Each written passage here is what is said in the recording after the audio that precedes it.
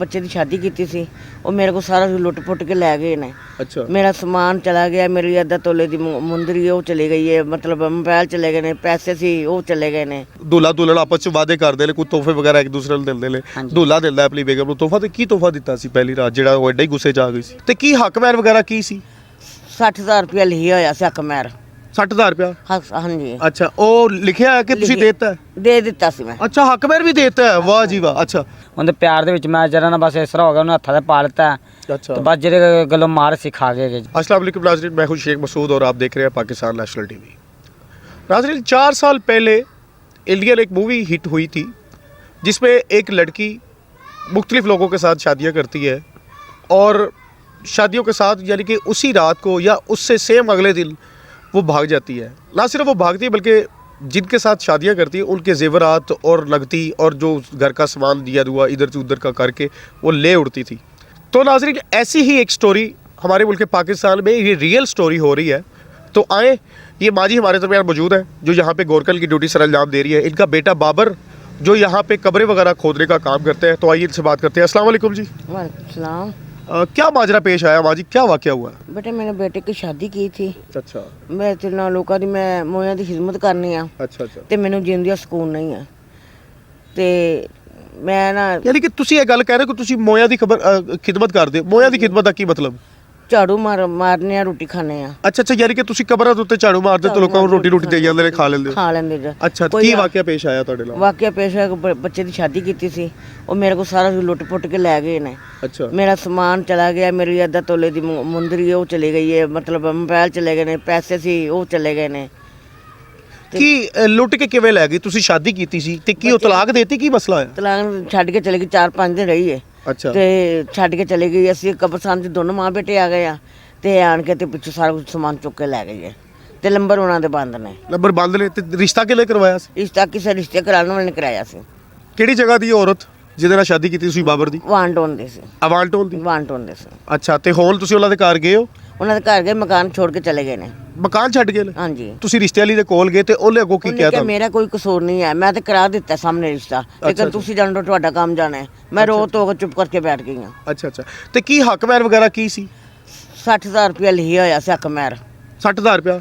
ਹਾਂਜੀ। ਅੱਛਾ, ਉਹ ਲਿਖਿਆ ਹੈ ਕਿ ਤੁਸੀਂ ਦੇਤਾ? ਦੇ ਦਿੱਤਾ ਸੀ ਮੈਂ। ਅੱਛਾ, ਹੱਕ ਮੈਰ ਵੀ ਦੇਤਾ ਹੈ, ਵਾਹ ਜੀ ਵਾਹ। ਅੱਛਾ, ਉਸ ਤੋਂ ਬਾਅਦ ਕੀ ਹੋਇਆ? ਉਸ ਤੋਂ ਬਾਅਦ ਜਿਹੜੀ ਪਾਈ ਪੂੰਜੀ ਰੱਖੀ ਹੋਈ ਸੀ ਸਾਰਾ ਕੁਝ ਲੈ ਗਏ ਨੇ ਮੇਰੇ ਕੋਲ। ਮੈਂ ਬਿਲਕੁਲ ਤੰਗ ਹੋ ਗਈ, ਰੋਟੀ ਤੋਂ ਵੀ ਤੰਗ ਹੋ ਗਈ ਹਾਂ। अफसोसनाक खबर है जी। एक औरत यहाँ पे जो लोग मरने वाले हैं उनकी सेवा करती है, आके उनकी खिदमत करती है, उनकी कब्रों वगैरह पे झाड़ू पोछा करती है। तो इनके साथ खुदारा ही हमारे पाकिस्तान में ये ऐसे लोग, ऐसे जुर्म पेशा लोग हैं जो ऐसे जुर्म करते हैं कि अपनी लड़की की शादी करवाते हैं और 6 दिन बाद अपनी लड़की को रुखसत करवा देते हैं, वहाँ से गायब करवा देते हैं, सारा सामान ले उड़ती है, जेवर ले जाती है, 60,000 रुपया लगती भी ले जाती है। तो हमारे दरमियान बाबर मौजूद है जिसके साथ ये वाक़या पेश आया। तो आए बाबर से बात करते हैं। अस्सलाम वालेकुम जी। ਵਾਲੇਕੁਮ ਸਲਾਮ ਜੀ। अच्छा बाबर, ਇਹ ਦੱਸ ਮੈਨੂੰ ਕਿ ਕੀ ਪ੍ਰੋਬਲਮ ਸੀ? ਐਡੀ ਵੱਡੀ ਆ ਗਈ, ਐਡਾ ਵੱਡਾ ਮਸਲਾ ਆ ਗਿਆ ਕਿ ਉਹਨੂੰ 6ਵੇਂ ਦਿਨ ਨੱਸਣਾ ਪੈ ਗਿਆ ਤੇਰੇ ਕੋਲੋਂ?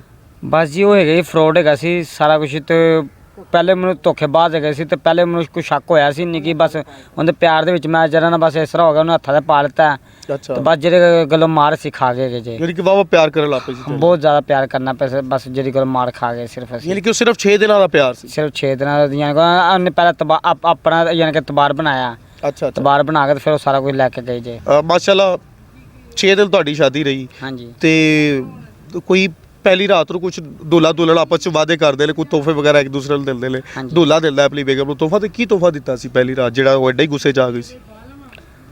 ਤੇ ਹਰ ਤੋਹਫਾ ਵਗੈਰਾ ਤੇ ਕੋਈ ਨਹੀਂ ਸੀ ਦਿੱਤਾ। ਕੋਈ ਨਹੀਂ ਦਿੱਤਾ, ਜੀ। ਬਸ ਇਸੇ ਵਾਸਤੇ ਗੁੱਸਾ ਕਰ ਗਈ ਲੱਗਦਾ ਹਾਂ ਹੈ ਨਾ? ਸ਼ਾਇਦ ਨਹੀਂ ਹੈਗਾ ਜੀ, ਫਰਾਡ ਹੈਗਾ ਸੀ। ਅੱਛਾ, ਫਰਾਡ ਹੈਗਾ? ਹਾਂਜੀ, ਉਹ ਗੈਂਗ ਹੈਗਾ ਪੂਰਾ ਜੀ। ਕੋਈ ਐਸੀ ਵੈਸੀ ਕੋਈ ਗੱਲ ਜਿਹੜਾ ਅਸੀਂ ਯਾਨੀ ਕਿ ਹੁਣ ਸਾਡੇ 'ਚ ਸ਼ਾਦੀ ਹੁੰਦੀ ਨਾ, ਅਸੀਂ ਆਪਣੀ ਬੇਗਮ ਨੂੰ ਦੱਸੀਦਾ ਕਿ ਮੈਂ ਇਸ ਗੱਲ ਤੋਂ ਗੁੱਸਾ ਕਰ ਲਾ ਤੇ ਇਸ ਗੱਲ ਤੋਂ ਮੈਨੂੰ ਪਿਆਰ ਆਉਂਦਾ ਵਾ, ਹਾਂਜੀ। ਤੇ ਤੂੰ ਉਸ ਬਾਰੇ ਕੋਈ ਗੱਲਬਾਤ ਐਸੀ ਕੀਤੀ ਸੀ ਉਹਦੇ ਨਾਲ? ਨਹੀਂ ਜੀ, ਐਸੀ ਵੈਸੇ ਮੈਂ ਕੋਈ ਇਹਦੀ ਗੱਲਬਾਤ ਨਹੀਂ ਕੀਤੀ ਕਿ ਮੇਰੀ ਬੁੱਢੀ ਮਾਂ ਦਾ ਖਿਆਲ ਰੱਖਣਾ ਹੈ ਤੇ ਮੇਰੇ ਬੱਚਿਆਂ ਦਾ ਇਹ ਉਹ ਜਿਹੜੇ ਆਲੇ ਨੇ? ਨਹੀਂ ਆ ਤੇ ਮੈਂ ਕਿਹਾ ਮੇਰੀ ਮਾਂ ਦੀ ਸੇਵਾ ਕਰਾਂਗੇ ਤੇ ਮੈਂ ਤੇਰੇ ਮਾਪਿਆਂ ਦੀ ਕਰਾਂਗੇ ਸੇਵਾ। अच्छा, रिपोर्ट वगैरह दर्ज करवाई है, कोई कार्रवाई वगैरह करवाई है? हाँ जी, रिपोर्ट दर्ज यानी कि कराई है। अच्छा, हाँ। रिपोर्ट करवाई है जी। कि क्या आपके पास ये रिपोर्ट है? हाँ जी, ये रिपोर्ट है। अच्छा अच्छा, चलिए मैं आपसे वो ऑडियंस को दिखाऊंगा कि इनके पास रिपोर्ट भी मौजूद है, इन्होंने पुलिस में जाके रिपोर्ट भी दर्ज करवा दी है क्योंकि ये राइट पे है। तो मज़ीद इनसे बात करते हैं। तो पुलिस ने आपको क्या बोला?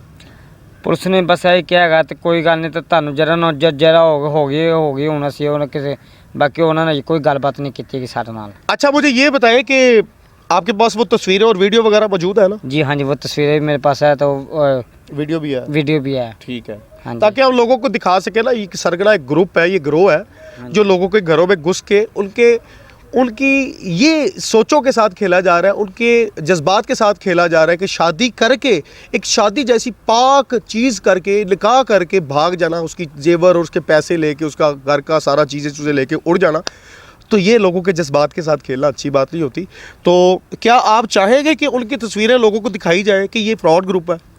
हाँ जी, ये मैं चाहूँगा यानी कि ये मैं कहना चलो अगर मेरे नाल होया कल किसी और गरीब नाल ना कर सकन, मैं सिर्फ ਇਹ ਚਾਹੁੰਦਾ ਤੇ ਉਹਨਾਂ ਫਰੋਡ ਹੋ ਗਿਆ ਤੇ ਸਿਰਫ ਨਜ਼ਰ ਆਉਣ ਤੇ ਹਰ ਬੰਦਾ ਉਹਨਾਂ ਕੋਲ ਚਾਲੂ ਹੋ ਜਾਵੇ, ਕਿਸੇ ਹੋਰ ਗਰੀਬ ਨਾਲ ਨਾ ਬੁਰਾ ਪਤਾ ਨਹੀਂ ਕਿੰਨਿਆਂ ਨਾਲ ਕਰਦੇ ਲਗਾਏ ਨੇ, ਕਿੰਨਿਆਂ ਨਾਲ ਅੱਗੋਂ ਕਰਨਗੇ ਹੋਰ।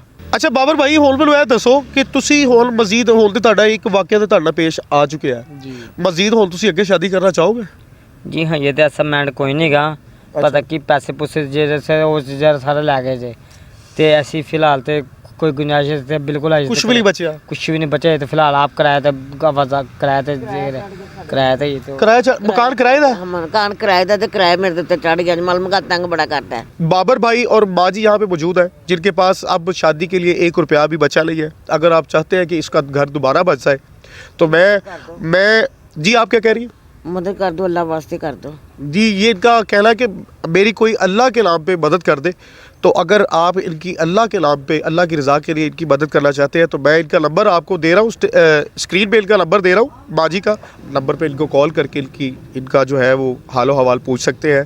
और अगर किसी को वो चेहरे नज़र दे या दिखाई दे तो आप फौरी तौर पे हमारे चैनल के नंबर पर रब्ता करें, हमारी टीम उसी वक्त वहाँ पे पहुँचेगी और आपकी जो कॉल होगी उसको राज में रखा जाएगा और किसी किस्म की बात किसी से शेयर नहीं की जाएगी।